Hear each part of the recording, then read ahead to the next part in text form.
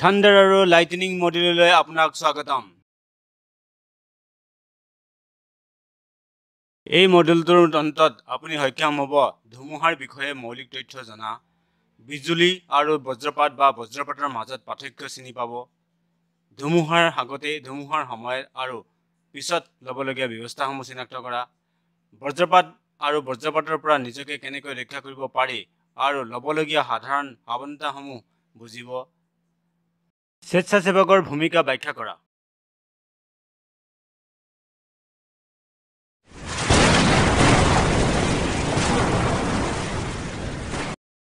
ধুমুহা হৈছে বতৰৰ অল্পকালীন হিংসাত্মক বিঘিনি যিটো প্ৰায় সদায় বিজুলী, বজ্ৰপাত, ঘন ডাৱৰ, প্ৰচণ্ড বৰষুণ বা শিলাবৃষ্টি আৰু প্ৰচণ্ড ধুমুহাৰ বতাহৰ সৈতে জড়িত। এই মডিউলত আমি থান্ডাৰ আৰু লাইটনিঙৰ বিষয়ে জানিবলৈ ওলাইছোঁ। ধুমুহা কেনেকৈ গঠন হয়, বজ্ৰপাতৰ পৰা থান্ডাৰষ্টৰ্ম কেনেকৈ পৃথক, বজ্ৰপাতৰ আগতে, ধুমুহাৰ সময়ত বা পিছত আমি কি কৰোঁ। এই মডেলত এই প্ৰশ্নবোৰৰ উত্তৰ বিচাৰি উলিয়াওঁ আহক।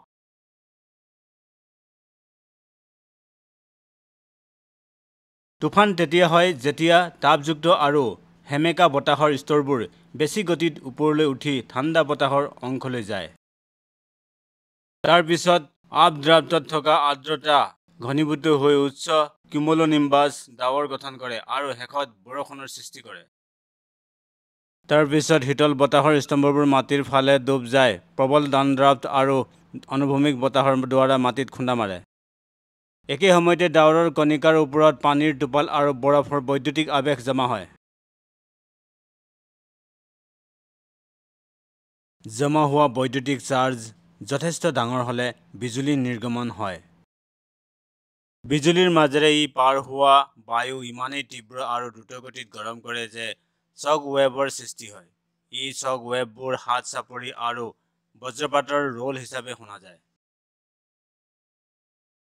কেতিয়াবা তীব্ৰ ধুমুহাৰ লগে লগে ঘূৰ্ণীবতাহৰ সৃষ্টি হয়, যিবোৰ কেন্দ্ৰীভূত আৰু শক্তিশালী হৈ টৰ্নেডোৰ সৃষ্টি কৰিব পৰা যায়।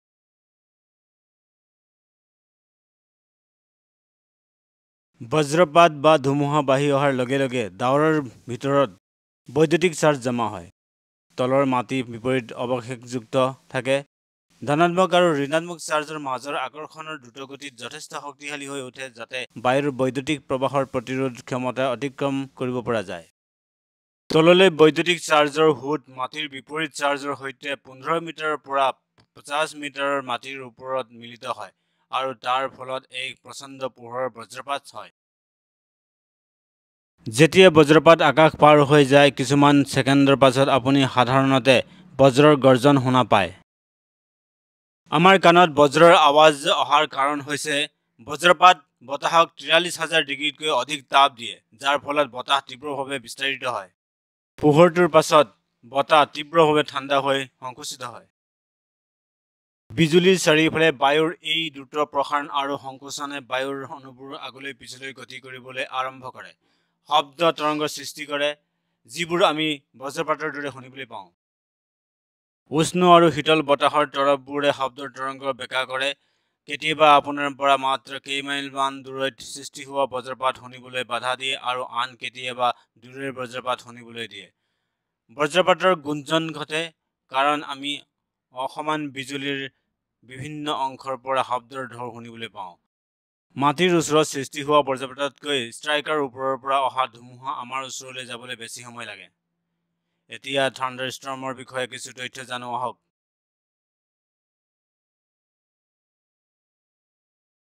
ধুমুহা এককভাৱে, গোটেৰে বা শাৰীবদ্ধভাৱে সংঘটিত হ'ব পাৰে। ধুমুহাই সাধাৰণতে 30 মিনিটৰ পৰা এঘণ্টালৈকে চমু সময়ৰ বাবে প্ৰচণ্ড বৰষুণ দিয়ে। ধুমুহাৰ বিকাশৰ বাবে উষ্ণ আৰ্দ্ৰ পৰিস্থিতি অতি অনুকূল। ধুমুহা বা বজ্ৰপাতৰ প্ৰায় 10% গুৰুতৰ হিচাপে শ্ৰেণীভুক্ত কৰা হয়, অৰ্থাৎ যিবোৰে কমেও 3/4 ইঞ্চি ব্যাসৰ শিলাবৃষ্টি আৰু প্ৰায় 58 মিটাৰ ঘণ্টা বা তাতকৈ অধিক বতাহ উৎপন্ন কৰে। বিজুলীৰ ফলত এনে বিপদৰ সৃষ্টি হয় যিয়ে বহুতো সম্ভাৱ্য আঘাত আৰু ক্ষতিৰ সৃষ্টি কৰে। এতিয়া এই আঘাতবোৰৰ বিষয়ে জানো আহক। বজ্ৰপাত বহু প্ৰকাৰৰ আঘাতৰ কাৰণ হ'ব পাৰে, যেনে প্ৰত্যক্ষ আঘাতত পীড়িতসকলে প্ৰত্যক্ষভাৱে আঘাত পোৱাৰ সম্ভাৱনা থাকে, যি প্ৰাণঘাতী হ'ব পাৰে। Contact injury. কণ্টেক্ট ইনজুৰি সেই সময়ত হয় যেতিয়া বজ্ৰপাত গাড়ী বা ধাতুৰ খুঁটি যেনে কোনো বস্তুত পৰে, যাক পীড়িত ব্যক্তি স্পৰ্শ কৰি থাকে। পাৰ্শ্ব প্ৰতিফলন তেতিয়া হয় যেতিয়া বজ্ৰপাত কোনো বস্তুত যেনে গছ বা মানুহত পৰি পীড়িত ব্যক্তিত প্ৰতিফলিত বা বাউন্স কৰে। গ্ৰাউণ্ড কাৰেণ্টৰ সৃষ্টি হয় যেতিয়া কোনো ভুক্তভোগীৰ ওচৰৰ মাটিত বিজুলী আঘাত কৰে আৰু গ্ৰাউণ্ড কাৰেণ্ট ষ্ট্ৰাইক পইণ্টৰ পৰা মাটিৰ মাজেৰে পাৰ হৈ ভুক্তভোগীৰ ভিতৰলৈ যায়। বজ্ৰপাতৰ ধুমুহাৰ সময়ত ষ্টিমাৰৰ সৃষ্টি হয় যেতিয়া বতাহত বিদ্যুৎ চাৰ্জ হৈ পৰে, যাৰ ফলত মাটিৰ ওচৰৰ বস্তুৰ পৰা শক্তিৰ বিস্ফোৰণ বা ষ্টিমাৰ ওপৰলৈ উঠি যায়। কেতিয়াবা এই ষ্টিমাৰবোৰে মানুহৰ মাজেৰে ওপৰলৈ যাত্ৰা কৰি ভুক্তভোগীৰ ক্ষতি কৰে। ব্লাষ্ট আঘাত। বজ্ৰপাতৰ বিস্ফোৰণৰ কাৰণে হোৱা বজ্ৰৰ প্ৰভাৱ, যাক থাণ্ডাৰ বোলা হয়, প্ৰাথমিকভাৱে যেনে কাণৰ ড্ৰাম ফাটি যোৱা বা দ্বিতীয়ভাৱে আঘাত যেনে বজ্ৰপাতৰ ফলত পীড়িতজনৰ বাগৰি পৰা বা নিক্ষিপ্ত হোৱা সময়ত গুৰুতৰ আঘাত হ'ব পাৰে। পৃথিৱী বিজ্ঞান মন্ত্ৰালয়ৰ উপলব্ধ তথ্য অনুসৰি 2022 চনত মুঠ 907 জন লোক বজ্ৰপাতৰ আঘাতত নিহত হৈছিল, যি দেশখনত প্ৰাকৃতিক দুৰ্যোগৰ ফলত মৃত্যু হোৱাৰ অন্যতম প্ৰধান কাৰণ। এই সংখ্যা ভাৰতত বিগত 14 বছৰৰ ভিতৰত বজ্ৰপাতৰ ফলত হোৱা সকলোতকৈ বেছি মৃত্যু। সুৰক্ষা সুনিশ্চিত কৰাৰ বাবে তুফানৰ সময়ত কি কৰিব লাগে আৰু কি কৰিব নালাগে সেইবোৰ জনাটো বহুত গুৰুত্বপূৰ্ণ। এতিয়া আমি এই বিষয়বোৰ আলোচনা কৰোঁ আহক। ধুমুহাৰ সময়ত তলত দিয়া ঠাই গঠন বা বস্তু এৰাই চলক। প্ৰাকৃতিক বিজুলী পৰিবাহী যেনে মুকলি ঠাইত থকা ওখ বিচ্ছিন্ন গছ, পাহাৰৰ শিখৰ, মুকলি পথাৰ, বিল বা পানীৰ ওপৰত থকা নাও।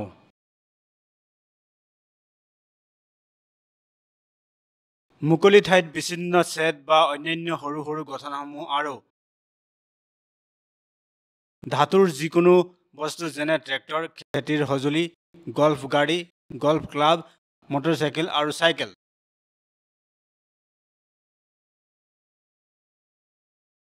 যদি আপুনি জংঘলত, মুকলি ঠাইত বা মুকলি পানীত ফচি পৰিছে, বা যদি আপুনি অনুভৱ কৰে যে আপোনাৰ চুলিখিনি থিয় হৈ আছে, তেন্তে সুৰক্ষা নিশ্চিত কৰিবলৈ আপুনি নিৰ্দিষ্ট ব্যৱস্থা গ্ৰহণ কৰিব লাগিব।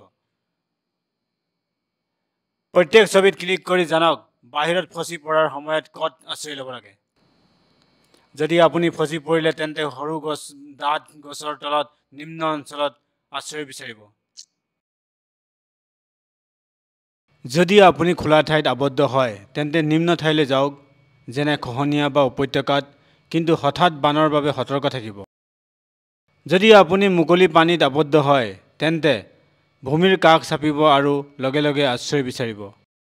যদি আপুনি অনুভৱ কৰে যে আপোনাৰ চুলিখিনি শেষত থিয় হৈছে, তেন্তে ভৰিৰ বলত, ভৰিৰ আঙুলিত মাটিত তললৈ কোজা হৈ থাকক। হাত দুখন কাণৰ ওপৰত আৰু মূৰটো আঁঠুৰ মাজত ৰাখক। নিজকে সম্ভৱপৰ আটাইতকৈ সৰু লক্ষ্য কৰি লওক আৰু সংস্পৰ্শ কম কৰক। মাটিত চিধা পৰি নাথাকিব। এতিয়া আপুনি দেখিছে যে ধুমুহাৰ সময়ত কেনেকৈ সুৰক্ষিত থাকিব পাৰি। এতিয়া আহকচোন প্ৰয়োজনীয় বাহিৰৰ সুৰক্ষা টিপছসমূহ আলোচনা কৰোঁ। বজ্ৰপাতৰ পৰা সুৰক্ষা সকলোতকৈ ভাল উপায় এৰাই চলা। বজ্ৰপাতৰ পৰা বাচিবলৈ কিছু আউটডোৰ ছেফটি পৰামৰ্শ হৈছে: সচেতন হ'ব, ভিতৰলৈ যাব আৰু যদি মুকলি ঠাইত ফচি পৰে ততালিকে আশ্ৰয় ল'ব। প্ৰত্যেক টেবত ক্লিক কৰি অধিক জানক। বাহিৰৰ কাৰ্যত অংশগ্ৰহণ কৰাৰ আগতে বতৰৰ পূৰ্বানুমান চাব। যদি পূৰ্বানুমানত তুফানৰ সম্ভাৱনা থাকে তেতিয়া আপোনাৰ যাত্ৰা বা কাৰ্য স্থগিত ৰখা উচিত, বা নিশ্চিত কৰক যে যথেষ্ট সুৰক্ষিত আশ্ৰয় তৎক্ষণাত উপলব্ধ আছে।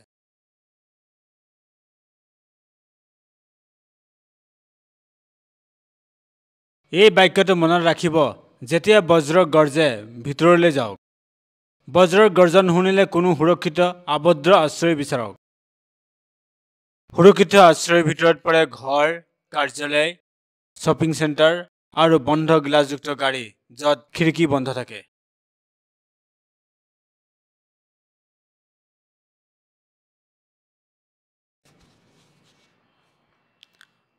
যদি আপুনি মুকলি এলেকাত ফচি পৰে, অতি সোনকালে সুৰক্ষিত আশ্ৰয় বিচাৰি ল'ব। বিপদৰ পৰা আঁতৰি যোৱাটোৱেই সৰ্বাধিক গুৰুত্বপূৰ্ণ কাৰ্য।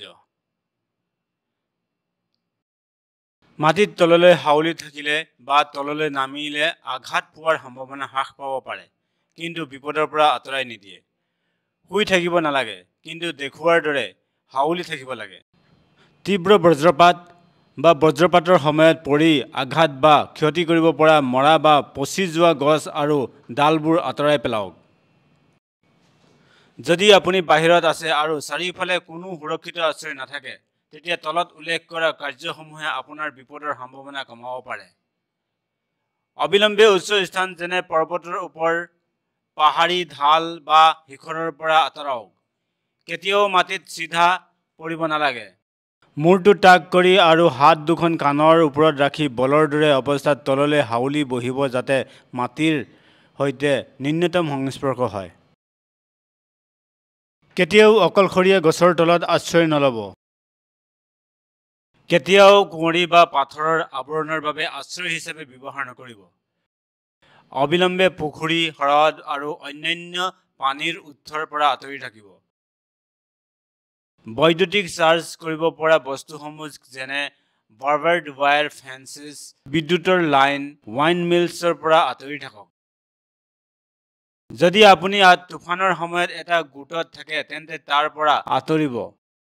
যদি বজ্ৰপাত মাটিত খুন্দা মাৰে তেন্তে আঘাতৰ সংখ্যা হ্ৰাস কৰিব।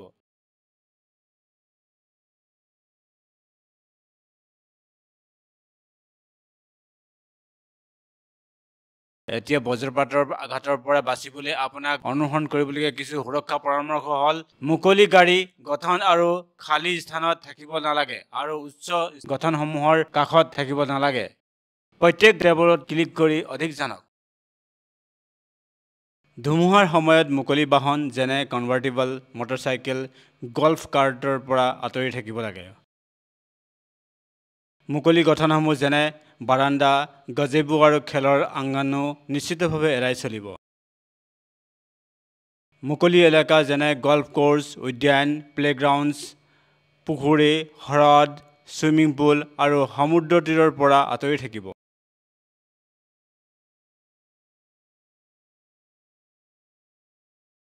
যদিও আপোনাৰ ঘৰ বজ্ৰপাতৰ সময়ত এটা সুৰক্ষিত আশ্ৰয়, তেতিয়াও আপুনি বিপদত পৰিব পাৰে। বজ্ৰপাতৰ আঘাতৰ মুঠ 1/3 ভিতৰত হয়।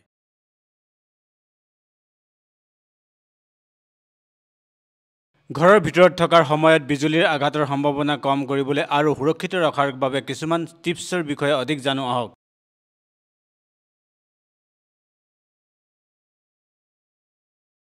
ইয়াত কিছুমান ঘৰৰ ভিতৰৰ সুৰক্ষাৰ পৰামৰ্শ দিয়া হৈছে যিবোৰ আপুনি আঘাতৰ পৰা হাত সাৰিবলৈ মানি চলিব লাগিব। আপোনাৰ গৃহত বজ্ৰপাতৰ নিৰ্দেশ স্থাপন কৰক আৰু নিয়মিতভাৱে সিহঁতৰ কাৰ্যক্ষমতা পৰীক্ষা কৰক। বিজুলী বন্ধ কৰা যন্ত্ৰ স্থাপন কৰক, যাক বিজুলী ডাইভাৰ্টাৰ বুলি কোৱা হয়। ই বৈদ্যুতিক শক্তি ব্যৱস্থা আৰু দূৰ সংযোগ ব্যৱস্থাত ব্যৱহাৰ কৰা এটা যন্ত্ৰ যাতে ব্যৱস্থাটোৰ ইনচুলেশ্যন আৰু পাৰিবাহিক বিজুলীৰ ক্ষতিকাৰক প্ৰভাৱৰ পৰা ৰক্ষা কৰে। এয়া হৈছে কিছু নিষেধাজ্ঞা যাতে বজ্ৰপাতৰ আঘাতৰ পৰা বাচি থাকিব পাৰি। পানী, ইলেক্ট্ৰনিক সঁজুলি, কৰ্ডযুক্ত ফোন আৰু খিৰিকী, দুৱাৰ, বাৰাণ্ডা আৰু কংক্ৰিটৰ পৰা আঁতৰি থাকক। প্ৰত্যেকবিধ আইটেমত ক্লিক কৰি অধিক জানক।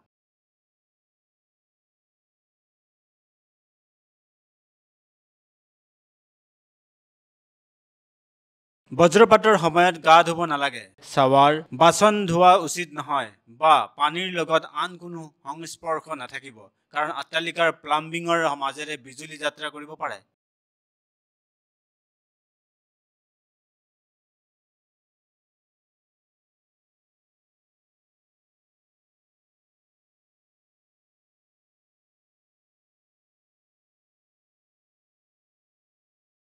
বৈদ্যুতিক ব্যৱস্থা, ৰেডিঅ' আৰু টেলিভিছন, ৰিচেপশ্যন ব্যৱস্থা আৰু কংক্ৰিটৰ বেৰ বা মজিয়াত থকা যিকোনো বস্তুৰ ধাতুৰ তাঁৰ বা বাৰৰ মাজেৰে বিজুলী যাত্ৰা কৰিব পাৰে। আপোনাৰ সঁজুলিসমূহ সুৰক্ষিত কৰিবলৈ আপোনাৰ ঘৰটো গোটেই ঘৰৰ চাৰ্জ প্ৰটেক্টৰৰ সৈতে সজ্জিত কৰক।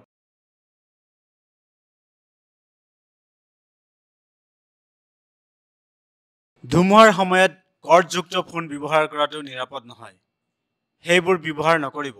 কিন্তু ধুমুহাৰ সময়ত কৰ্ডলেছ বা সেলুলাৰ ফোন ব্যৱহাৰ কৰাটো নিৰাপদ।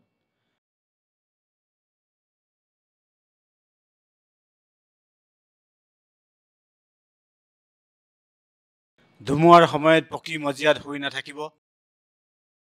লগতে পকী বেৰত আউজি দিয়াৰ পৰা বিৰত থাকিব। পকী বেৰ বা মজিয়াত থকা যিকোনো ধাতুৰ তাঁৰ বা দণ্ডৰ মাজেৰে বিজুলী প্ৰবাহিত কৰিব পাৰে।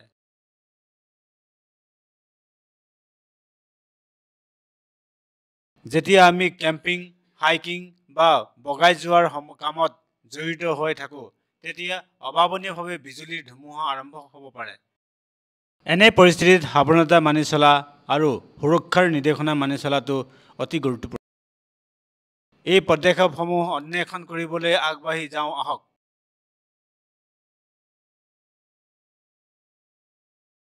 বাহিৰৰ বিনোদনৰ সময়ত যদি আপুনি বজ্ৰপাতৰ ধুমুহাত আবদ্ধ হয়, তেন্তে প্ৰায়ে সুৰক্ষিত ঠাই বিচাৰি পোৱাটো কঠিন হৈ পৰে। কিন্তু কিছুমান সাৱধানতা অৱলম্বন কৰি বজ্ৰপাতৰ আঘাতৰ পৰা হাত সাৰিব পাৰি, য'ত অন্তৰ্ভুক্ত হৈছে পূৰ্বানুমান চোৱা, বজ্ৰৰ গৰ্জাৰ সময়ত ভিতৰলৈ যোৱা আৰু ধাতুৰ সামগ্ৰী এৰুওৱা। প্ৰত্যেক সুৰক্ষা ব্যৱস্থাৰ ওপৰত ক্লিক কৰি অধিক জানক।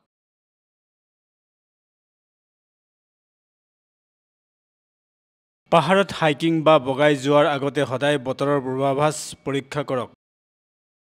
পাহাৰত বিজুলীৰ সৈতে ধুমুহা বেছিকৈ গৰমৰ মাহত দুপৰীয়া শেষৰ ফালে বা সন্ধিয়া হয়।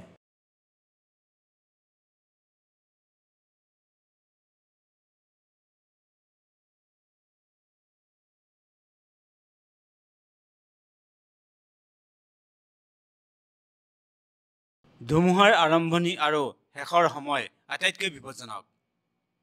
নীলা আকাশ দেখা পালেও বিপদত পৰিব পাৰে।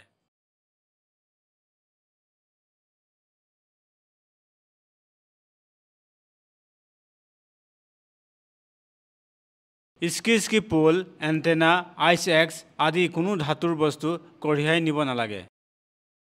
আপুনি কান্ধৰ স্তৰৰ ওপৰত পৰিবাহী কঢ়িয়াই নিলে আপোনাৰ প্ৰত্যক্ষ আঘাতৰ সম্ভাৱনা বেছি, আৰু যদি আপুনি বিজুলীৰ আঘাতত ধাতুৰ সংস্পৰ্শত থাকে, তেন্তে আপুনি জ্বলি যোৱাৰ সম্ভাৱনা বেছি।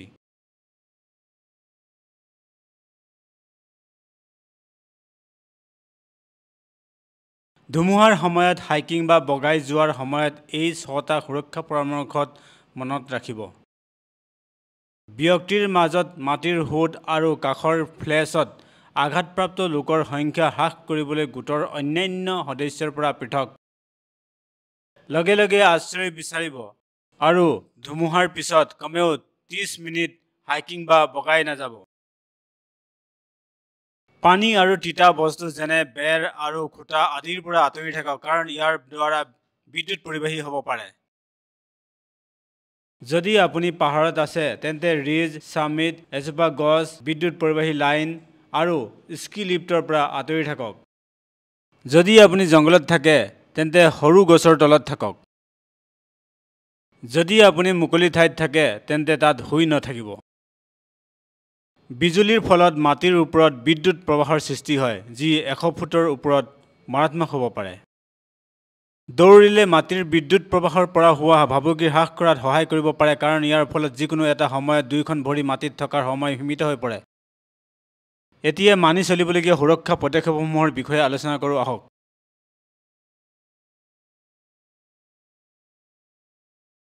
এই নিয়মত বজ্ৰপাতৰ পিছৰ ছেকেণ্ড গণনা কৰক। 30 ছেকেণ্ডৰ ভিতৰত বজ্ৰপাতৰ শব্দ শুনিলে নিৰাপদ আশ্ৰয় লওক। শেষৰ বজ্ৰপাতৰ 30 মিনিটৰ পিছত পুনৰ বাহিৰলৈ ওলাই নাযাব। বজ্ৰপাতৰ ফলত হোৱা মৃত্যুৰ আধাতকৈ অধিক লোক ধুমুহা পাৰ হোৱাৰ পিছত সংঘটিত হয়। যেতিয়া সেই অঞ্চলত বজ্ৰপাত হয়, আনকি পৰিষ্কাৰ আকাশ পোনে পোনে মূৰৰ ওপৰত থাকিলেও বিপদৰ সৃষ্টি হয়। একে ঠাইতে বিজুলী মাত্ৰ এবাৰ বা দুবাৰ নহয়, আনকি শ শ বাৰো আঘাত কৰিব পাৰে আৰু কৰে। বিজুলী আকৰ্ষণ কৰা পৰিস্থিতিৰ পৰিৱৰ্তন নোহোৱাৰ সম্ভাৱনা নাই। যদি আপোনাৰ ওচৰত বজ্ৰপাত পৰে তেন্তে ধুমুহা পাৰ নোহোৱালৈকে আপুনি নিৰাপদ বুলি ধৰি ল'ব নালাগে।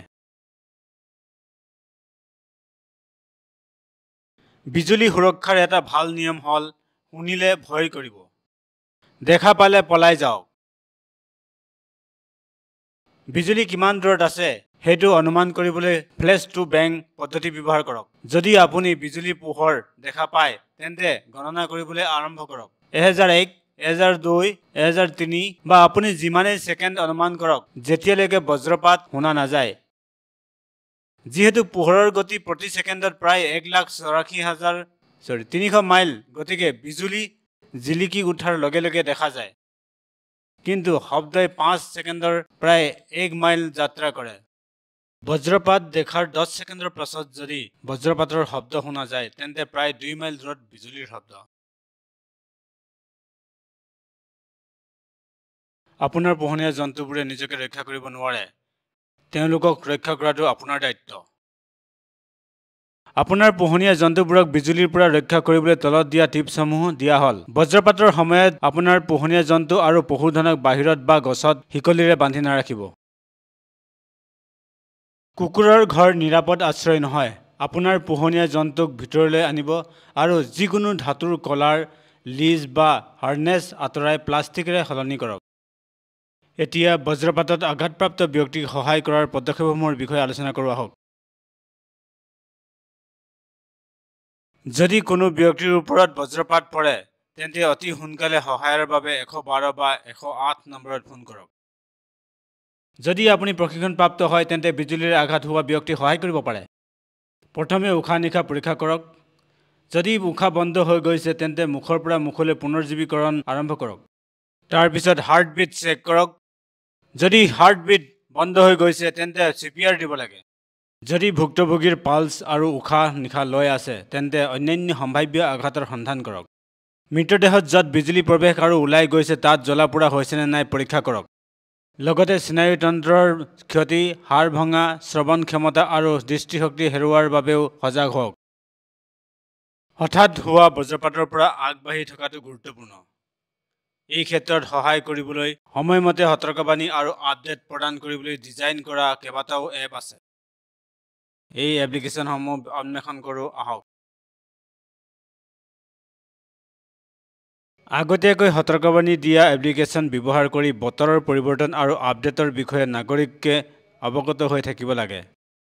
আগতীয়াকৈ সতৰ্কবাণী দিয়া কিছুমান প্ৰয়োগৰ বিষয়ে জনাওঁ। NDMA অৰ্থাৎ ৰাষ্ট্ৰীয় দুৰ্যোগ ব্যৱস্থাপনা কৰ্তৃপক্ষৰ দ্বাৰা ৰূপায়িত সচেত মোবাইল এপ্লিকেশ্যন। এই এপ্লিকেশ্যনে যিকোনো দুৰ্যোগৰ আগতে, দুৰ্যোগৰ সময়ত আৰু পিছত সাধাৰণ লোকৰ বাবে সতৰ্কতা প্ৰচাৰ মাধ্যম হিচাপে কাম কৰে। ই বিভিন্ন সতৰ্কতা সৃষ্টিকাৰী সংস্থা আৰু 34খন ৰাজ্য কেন্দ্ৰশাসিত অঞ্চলৰ সকলো দুৰ্যোগ ব্যৱস্থাপনা কৰ্তৃপক্ষৰ পৰা ভাৰতীয় নাগৰিকসকলক এলেকা নিৰ্দিষ্ট সতৰ্কবাণী প্ৰচাৰ কৰে। বজ্ৰপাতৰ বিষয়ে সতৰ্কতা প্ৰদানৰ বাবে ভাৰত চৰকাৰে দামিনী লাইটনিং এপ মুকলি কৰিছে। এই এপটো বজ্ৰপাত সংঘটিত হোৱাৰ সময়ত ব্যৱহাৰকাৰীলৈ GPS সূচনাৰ জৰিয়তে 20 কিলোমিটাৰ পৰা 40 কিলোমিটাৰ পৰিসৰত সতৰ্ক কৰে। এই স্থানৰ বাবে বজ্ৰপাতৰ সতৰ্কতাও প্ৰদান কৰে, যি আগন্তুক 40 মিনিটৰ বাবে বৈধ। স্বেচ্ছাসেৱকসকলে সুৰক্ষা নিশ্চিত কৰা আৰু জৰুৰতমন্দক সহায় আগবঢ়োৱাত গুৰুত্বপূৰ্ণ ভূমিকা পালন কৰে। এতিয়া তেওঁলোকৰ ভূমিকা চাওঁ আহক।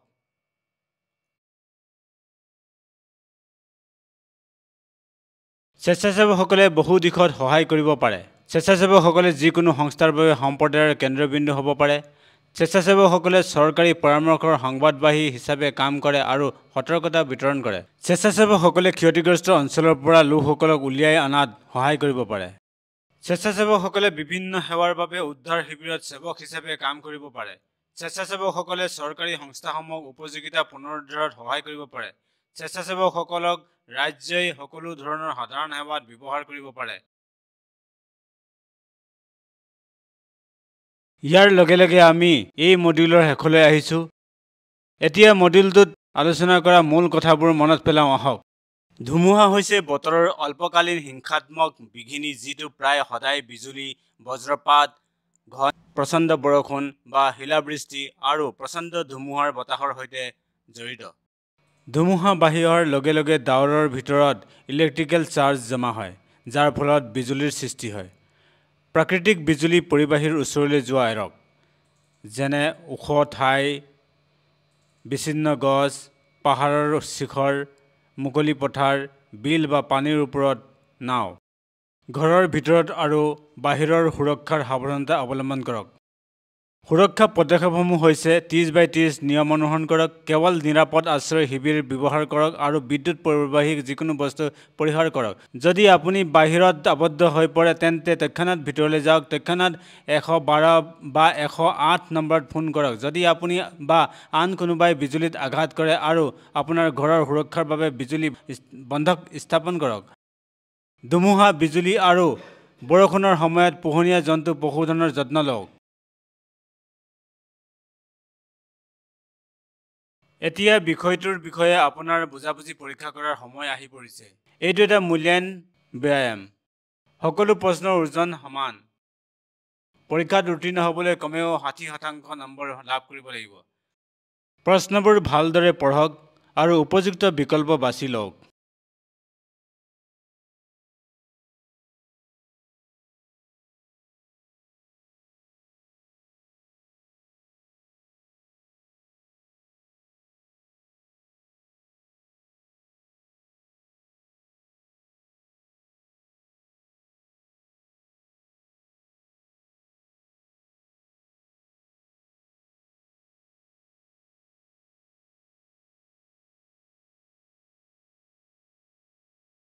অভিনন্দন।